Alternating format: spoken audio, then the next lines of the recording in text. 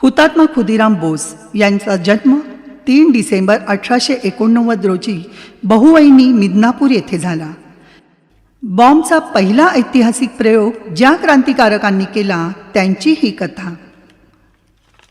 हे आधुनिक अभिमन्यू खुदिराम बोस 11 ऑगस्ट 1908 रोजी हातात गीता घेऊन स्वतःच्या पायांनी वधस्तंभ चढले आणि फाशी गेले. इंग्लंडमध्ये असताना सेनापती बापटांच्या करवी स्वातंत्र्यवीर सावरकरांनी बॉम्ब बनवण्याची पद्धती रशियन क्रांतिकारकांकडून मिळवली. त्याची सविस्तर माहिती देणारी सायक्लोस्टाईल पुस्तिका तयार करून जागोजागच्या क्रांतिकारकांना त्यांनी पुरवली. सन 1907 मध्ये हेमचंद्र दास हा क्रांतिकारक ती पुस्तिका घेऊन कलकत्त्यास आला. 1908 मध्ये सेनापती बापट भारतात परत येताच कलकत्त्याला गेले आणि त्यांनी बंगाली क्रांतिकारकांना बॉम्ब विद्या शिकवली. याच बॉम्बचा पहिला ऐतिहासिक आणि यशस्वी प्रयोग 30 एप्रिल 1908 या दिवशी मुझफ्फरपूर इथं खुदिराम बोस यानं केला.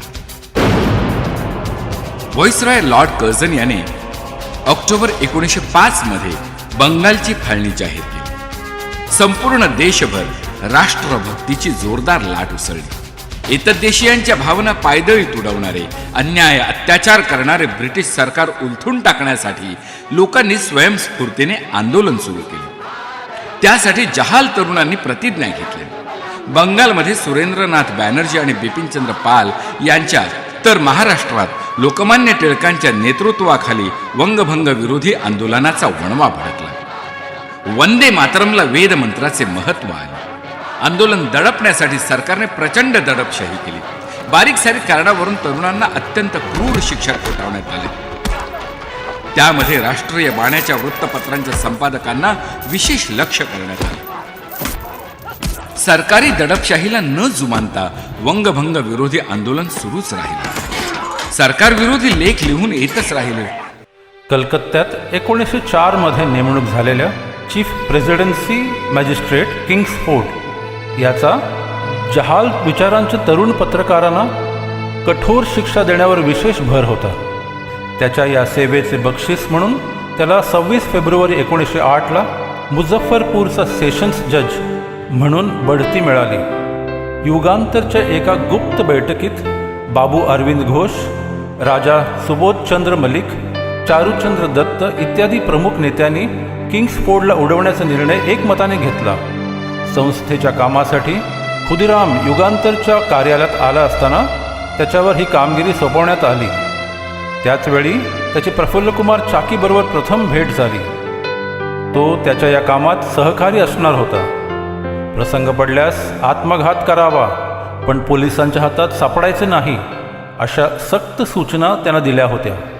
योजनेप्रमाणे 23 एप्रिल 1908 खुदिराम व प्रफुल्लकुमार हावडा स्टेशनवर भेटले. प्रफुल्लकुमारसोबत एक 4 इंच घेराचा वजनदार गोल डबा होता. त्याने खुदिरामला एक रिव्हॉल्वर दिले व एक स्वतःजवळ ठेवले. खुदिरामकडे स्वतःचे एक पिस्तूल होतेच. हावड्यास गाडी पकडून दोघे 24 एप्रिलला मुझफ्फरला पोहोचले. यांनी किंग्सफोर्डवर टेहळणी करण्याचे काम लगेचच सुरू केले. रोज सायंकाळी किंग्सफोर्ड नियमितपणे युरोपियन क्लबात जात असे. त्यांनी बऱ्याच चक्रा मारून त्याच्या घोडागाडीचा आणि घोड्याचा रंग नीट निहाळून लक्षात ठेवला.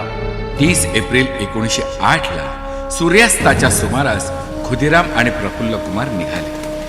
कलकत्त्याहून निघताना सोबत घेतलेला गोल डबा प्रफुल्लकुमारने खुदिरामच्या हातात दिला.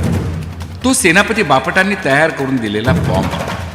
त्याच्या दोन्ही खिशात 2 भरलेली पिस्तूल होती. एक पिस्तूल प्रफुल्लकुमारच्या खिशात होती. सोबतीला जादा काडतूस त्याने ठेवलेली होती. किंग्सफोर्डच्या बंगल्यासमोरच्या मोकळ्या मैदानात असलेल्या मोठ्या वडाखाली दोघेही वाट पाहत उभे राहिले. सर्वत्र मिट्ट काळोख पसरला होता. गाडीची चाहूल लागताच दोघे ताडकन उठून रस्त्याकडे धावले. खुदिरामने आधीच बॉम्ब मोकळा करून ठेवला होता. येणाऱ्या गाडीचे किंग्सफोर्डच्या गाडीशी साम्य दिसताच खुदिराम सज्ज झाला. मिट्ट काळोखात गाडीत कोण बसलंय हे त्याला दिसणं शक्यच नव्हतं. तरीही त्याने गाडी जवळ येताच नेम धरून बॉम्ब गाडीत फेकला. त्यासरशी प्रचंड जाळ करीत जोरदार धमाका उडाला. स्फोटाचा आवाज 3 मैल पर्यंत ऐकू गेला. त्या स्फोटाने सारा देश हादरला. त्याचे प्रतिध्वनीच जगभर उमटले. भारतीय क्रांतिकारकांच्या हातात एक नवं आणि प्रभावी शस्त्र लागलं होतं. दोघेही पळत सुटले. पळताना अडचण नको म्हणून अंगावरील चादरी आणि जोडे त्यांनी टाकून दिले. रेल्वे मार्गाच्या कडेने ते रात्रभर धावत राहिले. पहाटेपूर्वी मुझफ्फरपूर पासून 24 मैलावर असलेल्या नैनी स्टेशन जवळ ते पोहोचले. अंगातलं त्राण संपल्याने त्यांनी स्टेशन जवळच्याच एका आमराईत शिरून विश्रांती घेण्याचं ठरवलं.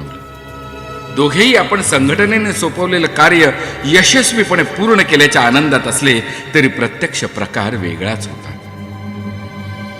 मुझफ्फरपूरमधील एक युरोपियन वकील मिस्टर पिंगले केनेडीची आणि किंग्जलीची गाडी जवळपास सारख्याच होती. खुदिरामजीला किंग्जलीची गाडी समजला ती वास्तविक मिस्टर केनेडीची गाडी होती आणि त्या गाडीत त्याची तरुण मुलगी आणि पत्नी होती. स्फोटाच्या दणक्याने गाडीची बरीच नासधूस झाली. मिस केनेडीने स्फोटानंतर 20 मिनिटांनी तर मिसेस केनेडीने दुसऱ्या दिवशी रात्री उशिरा प्राण सोडला. किंग्जले केवळ नशिबाने बचावला. काही कारणाने त्याला क्लबमधून निघण्यास थोडा उशीर झाल्याने मिस्टर केनेडीची गाडी त्याच्या पुढे निघाली आणि बॉम्बचं भक्ष्य ठरलं.